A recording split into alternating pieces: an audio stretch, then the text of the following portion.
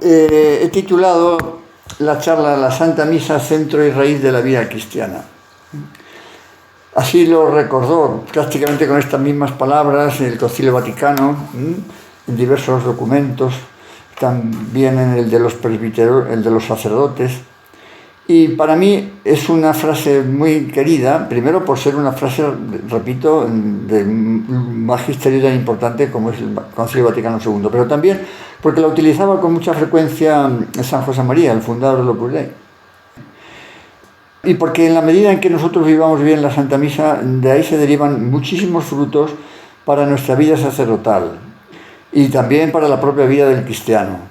Podríamos decir, yendo un poco a los aspectos así como más teológicos, más profundos, que toda la Trinidad está presente en la celebración de la Santa Misa, porque sabemos que es un sacrificio del Hijo ofrecido al Padre por el Espíritu Santo.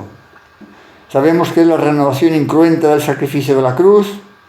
Podríamos decir que es como si estuviéramos, al celebrarla, al asistir a ella, como si estuviéramos en el cenáculo y en el Calvario, porque sabemos que el cenáculo es la anticipación sacramental, anticipación incruenta del sacrificio cruento del Calvario.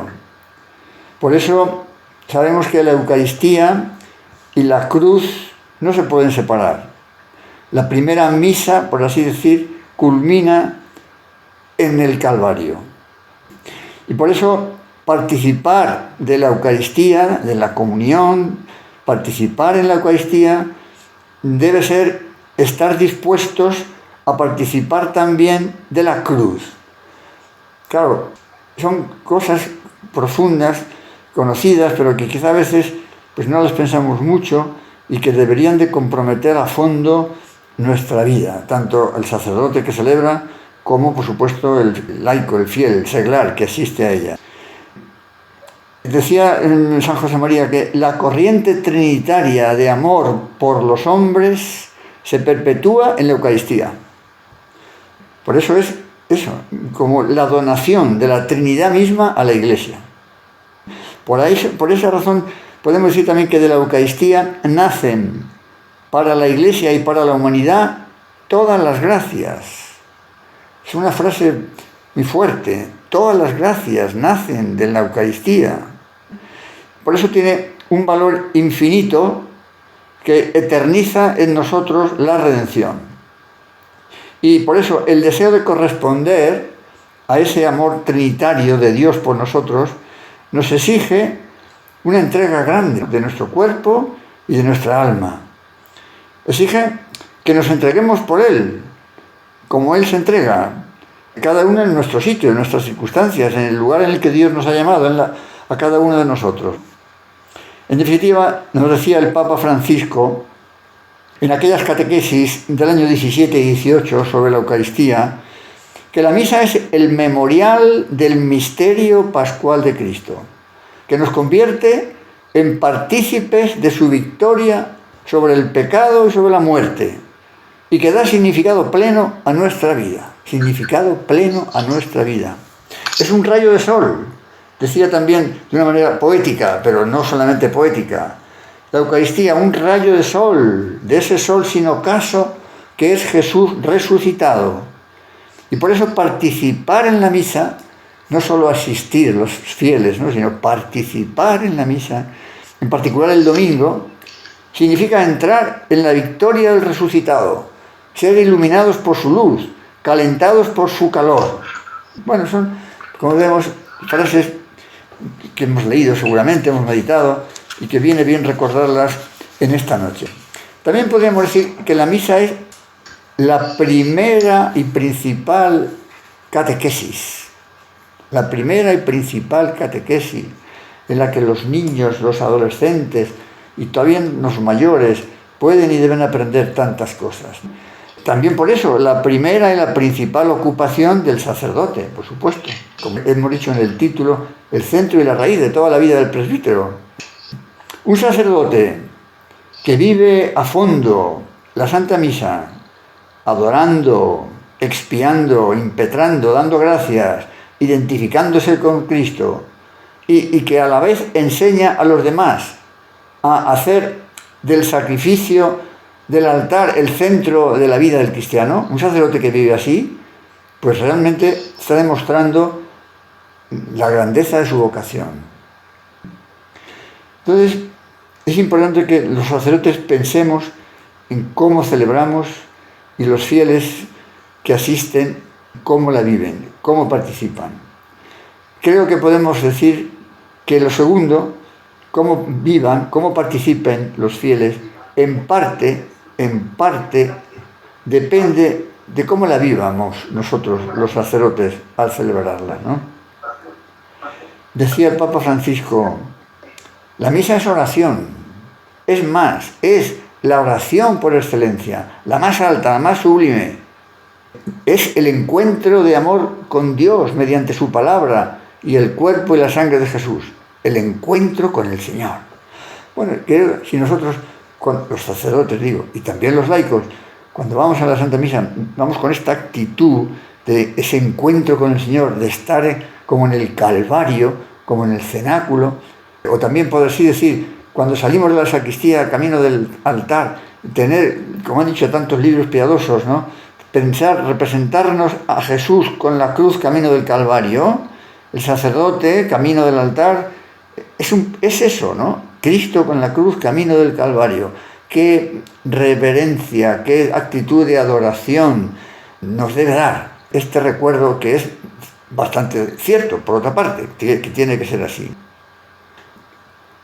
Bien, pues me estaba acordando por poner algún ejemplo, ¿no? De eso que lo ha recordado también el Papa en alguna de las catequesis, y aquel ejemplo impresionante de los primeros cristianos mártires del norte de África, de Abitina o Abitinia o Abitene, al comienzo del siglo IV, en la persecución de Diocleciano, cuando fueron apresados porque estaban celebrando la misa en algún lugar más o menos pues recogido, en fin, para evitar precisamente eso, que les persiguieran entonces les encontraron celebrando la Santa Misa y les sometieron a ese juicio que conocemos, en el que decían que si renunciaban a celebrar la Santa Misa, sus vidas quedarían libres, pero sí que seguían con ese empeño en esos ritos, que morirían. Entonces, la respuesta aquella que se ha hecho ya famosa y popular, de aquellos hombres, respondiendo, sin el domingo no podemos vivir, sin la misa, sin la Eucaristía, no podemos vivir, sin el dominica no podemos vivir. Nos podéis quitar la vida, pero no podemos renunciar a la Santa Misa.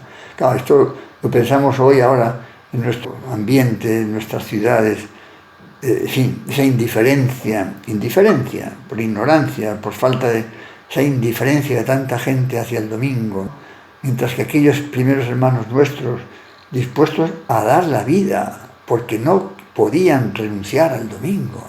Qué contraste tan tremendo, qué dolor, ¿no? Nos debe dar pensar en cómo nos comportamos nosotros, con qué indiferencia, qué pena. Bueno, bien, y al celebrar la misa y al asistir a ella tenemos presentes los cuatro fines de todo sacrificio, que de una manera inminente, como sabemos, se dan en la Santa Misa, en la adoración, el fin latréutico, el primero, el fin eucarístico o de agradecimiento a Dios por tantas cosas, el segundo, la reparación, el pedir perdón por nuestros pecados, y por último la impetración, el pedir gracias, ayudas materiales y espirituales. Actualizar los cuatro fines. En las diversas oraciones de la misa conocemos perfectamente que están presentes estos cuatro fines, y es bueno que efectivamente así sea en nosotros, para no limitarnos a pedir, como a veces tanta gente, ¿verdad?, se dirige a Dios solamente para pedirle cosas. Hay que pedirle, claro que sí, pero que no nos olvidemos de primero adorar, segundo agradecer, tercero reparar. Me gusta mucho aquello que decía San Juan Pablo II en la encíclica sobre la Iglesia y la Eucaristía, ¿os acordáis, no?, de aquellos años de la Eucaristía, año 2004 si no recuerdo mal, que decía que cada Eucaristía se celebra sobre el altar del mundo. ¡Qué bonito! Y abarca toda la creación. La misa que celebre un sacerdote solo, pongamos por caso, en una pequeña ermita, en un pequeño pueblo, ¿no?, está allí él solo. Bueno, pues allí está toda la creación, el altar del mundo. Allí está todo puesto sobre el altar. el sentido cósmico, decía el Papa Santo, el sentido cósmico de la Eucaristía, que une el cielo y la tierra. ¡Qué profundidad! ¡Qué profundidad! Aunque no haya más que un asistente, aquello tiene un valor cósmico. Jesucristo, dice el Papa, y el sacerdote representa a Cristo en la misa, reconduce todo lo creado hacia Dios. Llevamos al altar, decía en este caso Benedicto XVI, llevamos al altar todo el sufrimiento y todo el dolor del mundo, puestos ahí sobre el altar, en el ofertorio, para que se conviertan en el cuerpo y en la sangre de Cristo. Para poner a Cristo, decía San José María, en la cumbre de todas las actividades humanas. Y empezamos por unirnos a Él en la celebración de la Eucaristía, para que luego le podamos llevar a todos los lugares del mundo. Bueno, por todo esto es lógico que nos queramos preparar muy bien, los sacerdotes, los laicos. Una preparación, podríamos decir, remota y una preparación próxima. Una preparación remota, pues que de alguna manera comienza, no sé, a levantarnos, por ejemplo, y ya vamos de alguna manera pensando, hoy voy a asistir a la Santa Misa, por la mañana o a lo mejor por la tarde. Y de alguna manera la misa tiene que estar de verdad, el centro de la vida, el centro y la raíz, pues tiene que estar en el centro de cada día. Que todo tenga relación con la misa, mi trabajo, mis oraciones, mis alegrías, mis penas si las tuviera. Y luego hay una preparación próxima que es, mientras pueda, procuraré hacer un rato de oración antes de la misa. Por supuesto el sacerdote es más, lo tiene más fácil, digamos, ¿no? Y debe de hacer todo, debemos hacer lo posible, ¿verdad? Para no ir a celebrar un poco como de cualquier modo, como viniendo de cualquier lugar, de cualquier actividad, de cualquier cosa, porque entonces estaremos dispersos, estaremos casi inevitablemente distraídos. Puede haber distracciones, aunque no consigamos evitar, pero si vamos bien preparados, después de haber hecho un rato de oración, preparando la misa, leyendo los textos de la misa, pues qué duda cabe, estamos mucho más metidos en ese clima, en ese ambiente, y celebraremos mejor, con más intensidad, con más recogimiento, y ayudaremos más, por supuesto, a la gente que asiste, claro que sí. Son muchos pequeños detalles, pero todos tienen importancia. Por ejemplo, las oraciones que podemos rezar al revestirnos, pues claro que sí, en fin, claro que podemos tenerlas a lo mejor escritas ahí en algún lugar de la sacristía, si es que no nos las sabemos de memoria, que lo más probable es que las sepamos de memoria, y las vamos rezando al ponernos el alba, al ponernos el cíngulo, al ponernos la casulla.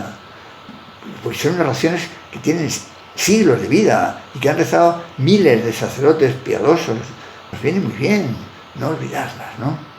Incluso el cuidado por supuesto, el cuidado de los ornamentos, estén limpios, los vasos sagrados, los libros, el misal, el leccionario, los manteles, podrán tener más calidad o menos calidad, aunque siempre hemos de ser generosos con el Señor, como María Magdalena con aquel tarro de nardo purísimo derramado sobre sus pies. Pero más calidad o menos calidad tiene que estar, los ordenados tienen que estar limpios, porque son muestras necesarias del amor de Dios, lógicamente. A un invitado al que queremos y que tenga cierta distinción, pues no le ofrecemos cualquier cosa, lo cuidamos, porque si no nos parecería, pues eso, un descuido, una falta de amor, ¿no? Y vamos ya hacia el altar, como antes decía, como si fuéramos camino del Calvario. Y vamos actualizando, el darnos cuenta que nosotros los sacerdotes vamos a actuar en la persona de Cristo, in persona Christi. Ya en el altar yo ya no soy don fulanito, soy Cristo, con todos los pecados que pueda tener, aunque hemos de celebrar con el alma limpia, por supuesto, pero soy Cristo en el altar. Y por tanto estoy llamado a identificarme de modo particular con Cristo, que es la víctima y el sacerdote. El ofrecimiento de la propia vida al Padre por Cristo y en Cristo, que sea una realidad para mí, para cada sacerdote, en la celebración de cada Eucaristía.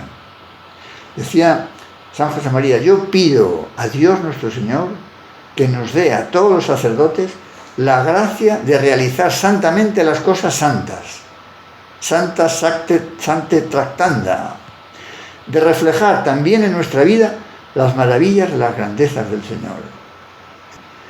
Entonces, bueno, pues cuidamos las cosas pequeñas, incluso el modo en que nos dirigimos, incluso si queréis hasta cómo llevamos las manos, el modo de estar en el altar, el beso al altar, la mirada recogida, la sobriedad en las municiones, en fin, cuidar en definitiva las rúbricas y tantas cosas que están indicadas en la liturgia. Dice Juan Pablo II, la liturgia nunca es propiedad privada de alguien, ni del celebrante ni de la comunidad. La obediencia a las normas litúrgicas, decía en aquella encíclica del año 2004, ¿no?, debería ser redescubierta y valorada. El sacerdote que celebra fielmente la misa según las normas litúrgicas y la comunidad que se adecúa a ellas demuestran de manera silenciosa pero elocuente su amor por la Iglesia. Estas palabras tan claras de San Juan Pablo II. Bueno, y empezamos la misa. No es posible aquí, por lo más natural, que nos detengamos en todas y cada una de las partes, no es posible. Sí, he apuntado algunas, solamente algunas, ¿no? La contrición. Qué importante es que tengamos claro la necesidad de pedir perdón a Dios por nuestros pecados. Así empezamos la Santa Misa. Reconozcamos peccata nostra, reconozcamos nuestros pecados. Es importante sentir la necesidad del perdón, de la limpieza del alma y de los sentidos. Avanzamos, es gloria en los días de fiesta, ¿no?, que nos llena de alegría, porque es la manifestación de adorar a Dios, de alabarle como Dios, ¿no? Ese canto de los ángeles. Bueno, de la liturgia de la palabra quería decir algunas cosas, porque claro, tan importante. En primer lugar, empezando por los lectores. Sabemos que es importante que cuidemos que los lectores lean bien, que sean buenos lectores de la palabra de Dios, que se les entienda bien lo que dicen, que pronuncien bien y que lean con la reverencia divina. Ese silencio al terminar, antes de decir palabra de Dios, ¿no?, como para subrayar que efectivamente lo que estamos diciendo es palabra de Dios. Ayuda mucho. Todos tenemos, creo, la experiencia es que un buen lector ayuda mucho. Mucho más lecturas que a veces son complicadas, como sabemos, del Antiguo Testamento, que no son fáciles a veces por los nombres, por las... Hay que leer con sentido, que se entienda bien. Por eso muchas veces es casi imprescindible que hayan leído antes las lecturas, para leerlas sin tropiezos, sin balbuceos, sin dudas. Y nosotros, los sacerdotes, la homilía. Qué capítulo que requeriría, ¿verdad?, que tiene que remover a las almas, que tiene que ser clara, piadosa, práctica, centrada en los textos, breve, estas cosas que tantas veces hemos oído, que mueva los corazones, que ilumine el entendimiento, que fortalezca la voluntad. Como lo dice también el Papa, la palabra de Dios nunca es letra muerta, conserva todo el vigor de lo divino. Y hemos de ser conscientes de que estamos comentando la palabra de Dios, que es responsabilidad la nuestra. Tenemos que cuidar, sabemos que a veces quizás nos podamos fiar demasiado de nuestra improvisación o de nuestro conocimiento. Bueno, en fin, a veces sí, por supuesto, se puede improvisar y además muy bien. Pero sabemos que, sobre todo en domingos, fiestas importantes, que tenemos que prepararla para que quede claro lo que queremos decir, para que remueva de verdad los corazones, para que sea eficaz, para que sea esa palabra viva que llega al fondo, ¿no? Los fieles, al pronunciar el Evangelio, escuchan de pie, en señal de respeto y de obediencia, con deseos de incorporar a su vida lo que están oyendo y lo que después van a oír si hay homilía. Decía el Papa Francisco, en la misa es necesario escuchar la palabra de Dios. Cuando empiezan las lecturas, quiero decir, no está distraído el pueblo fiel, ¿no? Y eso ayuda mucho, como antes decíamos, que se lea bien, que se entienda bien. No solo de pan vive el hombre, sino de toda palabra que sale de la boca de Dios. Y ahí sale de una manera directa. La escuchamos, nos dice el Papa Francisco, con los oídos y pasa al corazón, debe pasar al corazón. Y eso depende en parte de lo que nosotros digamos. No debe permanecer solo en los oídos, debe de ir al corazón. Y del corazón, dice el Papa, debe pasar a las manos, es decir, traducirse en la vida nuestra de cada día, en las buenas obras. Ese es el recorrido que debe hacer la palabra de Dios, decía el Papa Francisco. Y añadía también, quien hace la homilía, el sacerdote, debe ser consciente de que no está haciendo algo propio, está predicando, está dando voz a Jesús, está predicando la palabra de Jesús.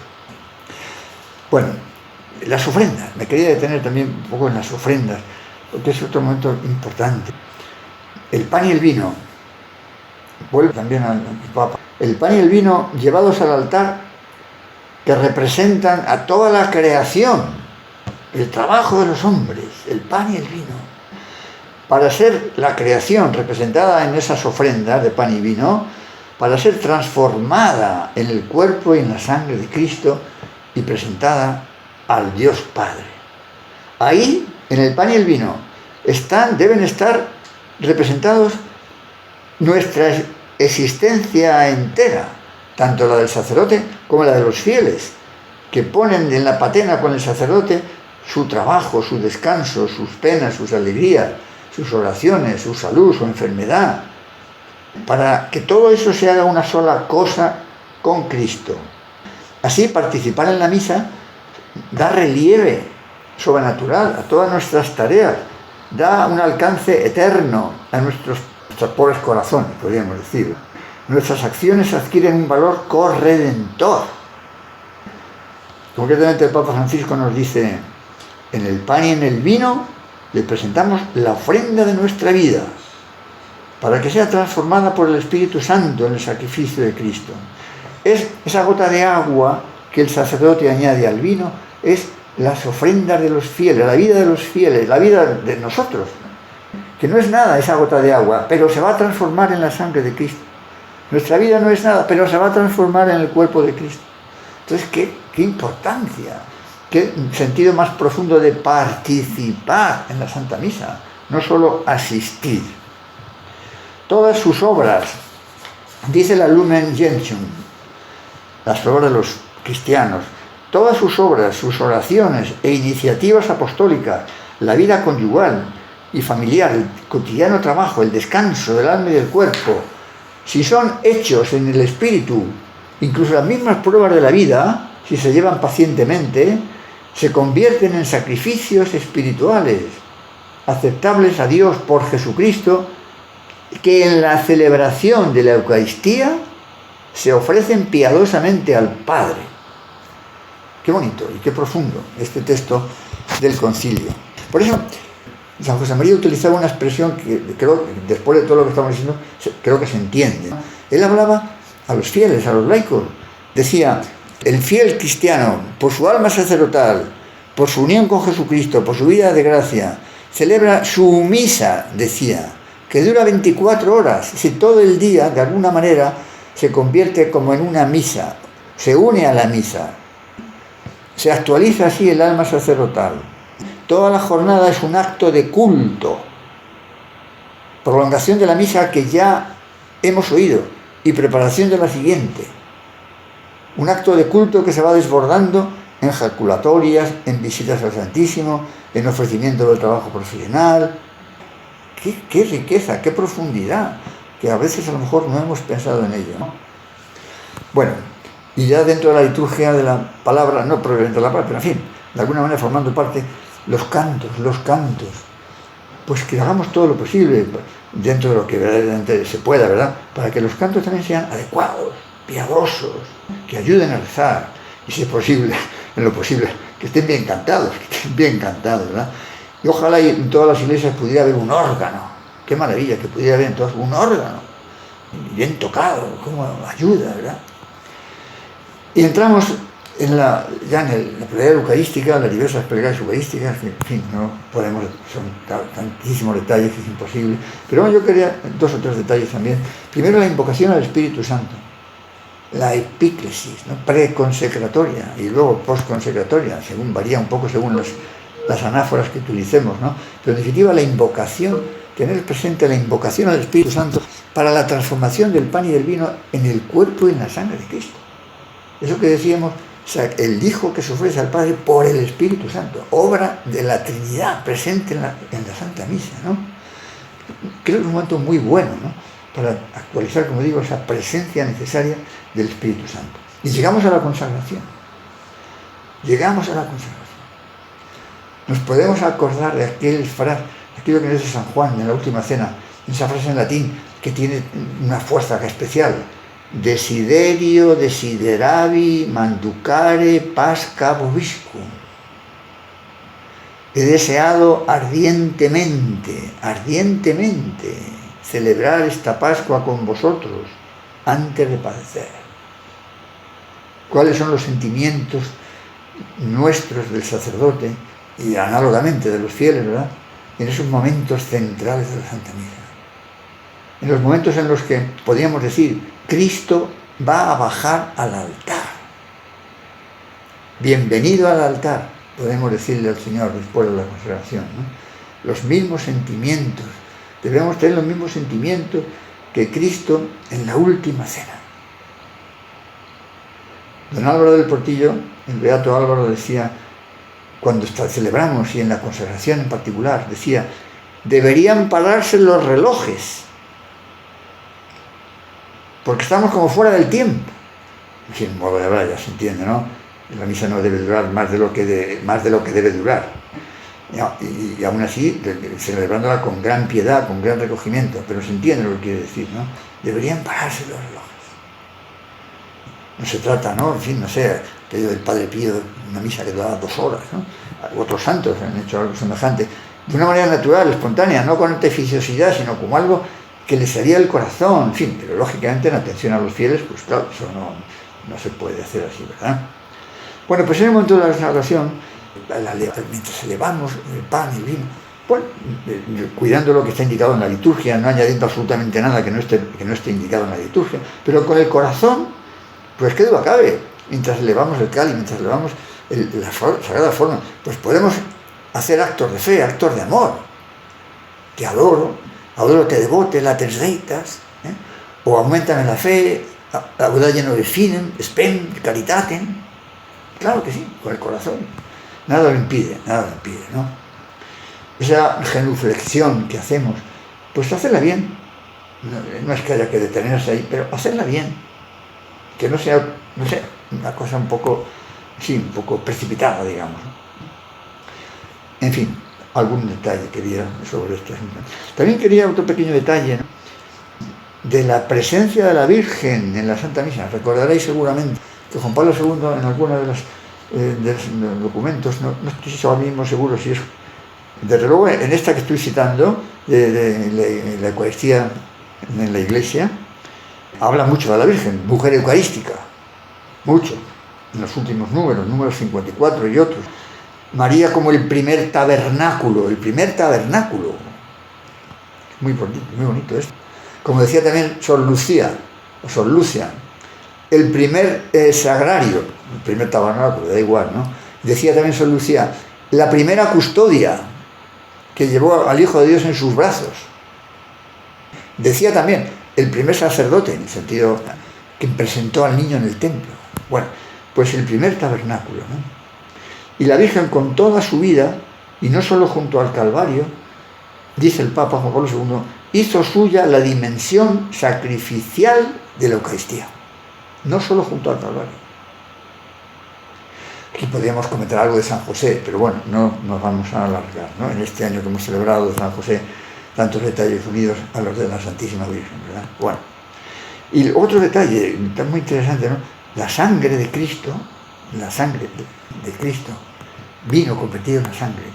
La sangre de Cristo en el altar, podríamos decir, es la misma sangre de María, es la misma sangre. Ha heredado íntegramente la sangre de su madre. La presencia de la Virgen en la misa. Una presencia inefable, que no se puede expresar con palabras, pero cierta. Y ya que estamos hablando de la Virgen, me acuerdo haber leído, seguramente algunos lo habéis leído también, un detalle que me impresionó cuando lo leí, de lo que significa las gracias alcanzables a través de la celebración o de la asistencia a la Santa Misa. Lo que decía ese libro, ese autor, cuyo nombre ahora no soy capaz de recordar, que decía este autor, ¿no?, que aquellos años en los que la Virgen Santísima vivió en la tierra después de la ascensión al cielo de su Hijo, las misas a las que la Virgen Santísima asistiría, celebradas por San Juan en Jerusalén o en Éfeso, decía, las gracias, decía este autor, ¿no?, las gracias que la Iglesia recibió en esos años, de esas celebraciones eucarísticas de San Juan, con la asistencia de la Virgen, o sea, gracias que probablemente no ha habido tan intensas en ningún otro momento de la historia de la Iglesia, decía. Bueno, es una consideración piadosa que es difícil de calibrar, de medir, pero que tiene su sentido, Bueno, llegamos ya al final, casi, ¿no? Llegamos, tenemos que llegar a la comunión, estamos en el rito de la paz, que debe ser sobrio, sabemos que a veces la gente tal, pues tiende a recorrer los bancos, y eso no es lo que está indicado, lo sabemos, ¿no? Se comprende la alegría de la gente que quiere dar la paz, pero no se trata de hacer ahí una especie de... porque el sacerdote se dispersa, se distrae, y por supuesto los fieles de alguna manera también, es una cosa sobria, que no quita para nada, en fin, la piedad, ahora con el gesto de paz, pues con más motivo, ¿verdad? Bueno, y llegamos a la comunión, La Eucaristía, nos dice el Papa Francisco, nos transforma en portadores de Dios si la recibimos. Portadores de alegría, dice el Papa, portadores de alegría, ¿no? Cada vez, nos dice también el Papa Francisco, cada vez que nosotros comulgamos, nos parecemos más a Jesús, nos transformamos más en Jesús. Como el pan y el vino se convierten en el cuerpo y en la sangre del Señor, así cuantos le reciben con fe son transformados en Eucaristía viviente. Recordamos aquello que decía San Agustín, es decir, al comulgar, cuando comemos los alimentos, en fin, de la vida de cada día, se transforman en nuestro cuerpo. Pero cuando comulgamos y recibimos el cuerpo de Cristo, es al revés, somos nosotros los que nos transformamos en su cuerpo. Pero tiene que ser una cosa real, vivencial, que lo notemos, que lo experimentemos, que lo pongamos en práctica. Bueno, y quería aprovechar para recordar algo sobre los modos de comulgar. Ahora en este tiempo de la pandemia, aunque gracias a Dios ya, en fin, con menos intensidad, pero bueno, que el que quiera comulgar de rodillas, pueda comulgar de rodillas. Vamos, salvo que haya alguna razón objetiva que lo impida, ¿verdad? El que quiera comulgar en la boca, que pueda comulgar en la boca. Si la autoridad competente no lo prohíbe, y que yo sepa no se ha prohibido en la pandemia, con prudencia, comulgando antes los de la mano y tal, pero quiero decir que a veces nos podemos atribuir competencias que yo creo que no tenemos. Hay que respetar el derecho de los fieles a querer comulgar con toda la prudencia necesaria, pero en fin, comulgar y quieren en la boca, ¿no? Bueno, y acaba la misa, ese que misa es que decíamos en latín, tiene ese sentido bonito de ir a anunciar al mundo a Cristo resucitado. No es simplemente podéis ir en paz, que es bonita, muy bonita, ¿no? Pero que es más que eso, es salir, ite, pero para anunciar a Cristo resucitado, no simplemente porque la misa ya ha terminado, ¿no? Qué bonito sería que todos tuviéramos, los fieles, esa convicción. Ahora tengo que anunciar al mundo lo que he vivido aquí en esta Santa Eucaristía. Bien, y terminamos con la acción de gracias. La acción de gracias, que dentro de la misma misa puede ser en unos momentos, como sabemos, ¿no? Y que después los fieles al terminar pues pueden seguir, unos minutos, ¿no? Bueno, y estaba anunciado que dijera también alguna cosa sobre el Caballero de Gracia y la Eucaristía para terminar ya estos últimos minutos. Yo llevo ya 20 años en este oratorio, que es obra de Juan de Villanueva, que es una obra de arte, una de las iglesias más bonitas de Madrid, ¿no? Entonces el Caballero de Gracia, cuyo proceso de beatificación está en Roma, se terminó el proceso diocesano en el año 18, se comenzó cuando falleció hace 4 siglos, pero se perdió la documentación y no se pudo llegar hasta Roma, ¿no? Pero gracias a Dios se ha podido recomenzar, se acabó en Madrid, lo clausuró el cardenal don Carlos Osoro, y está en Roma. Ahora hay que preparar la posición, etcétera, ¿no? Bueno, pues vivió 102 años, trabajó en la nunciatura, más de 30 años sirviendo a la Iglesia, con el que luego fue el Papa Urbano VII, que fue el Papa más breve de la historia, porque murió a los 13 días de ser nombrado Papa, ¿no? Pero estuvo con él en muchos sitios de Europa, especialmente en España, en la época de Felipe II, 1565 a 1572. Y luego volvió a una segunda etapa, y aquí permanecería hasta su muerte, o sea que vivió en Madrid casi 50 años, ¿no?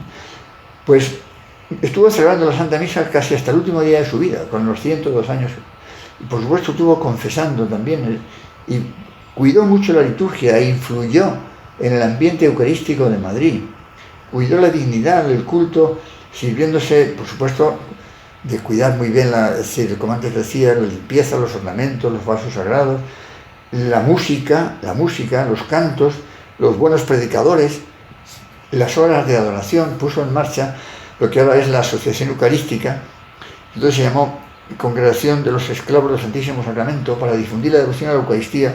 Eran los años de Lutero, que él había vivido en Alemania, en Colonia concretamente, había visto la desgracia terrible de ese error cristológico tan grande, ¿no? Y que daba tantísima pena, ¿no? Había participado en Trento, estuvo en Trento con su amigo y jefe, vamos a decir, Juan Bautista, el que luego fue el Papa, ¿no?, en la sesión en la que se definió la transustanciación, de modo que era un tema que lo tenía muy vivo, tanto desde el punto de vista doctrinal y magisterial, como desde el punto de vista experimental de lo que significaba perder la fe en Cristo sacramentado. Entonces, al llegar a España, hizo lo posible porque se difundiera la Eucaristía, y lo consiguió, gracias a Dios. Y esa institución que él fundó, pues tiene 4 siglos de vida y ahí sigue estando. Y yo creo que es, pues, muy agradecer. Hay muchísima gente en el pleno corazón de Madrid, en la Gran Vía, de tanto ruido, de tanto tráfico, entras a ese sitio tan bonito, y con silencio y con recogimiento y con el silencio y con el Santísimo expuesto muchas horas, y es un impacto que a la gente lo detecta, lo valora, lo aprecia, también porque sabe que ahí se va a encontrar siempre sacerdotes para confesar, porque claro, el que la gente pueda vivir bien la Eucaristía significa también que pueda haber sacerdotes con dedicación al confesionario, que es lo que procuramos, como en todos los sitios, lógicamente procuramos, ¿no? Lo que pasa es que a veces por falta de tiempo, etcétera, pues tampoco es tan fácil, ¿no? Bueno, pues esto es lo que yo quería decir, y muchísimas gracias por lo que hayáis podido escuchar, y perdonar las anomalías técnicas o de otro tipo que haya podido haber.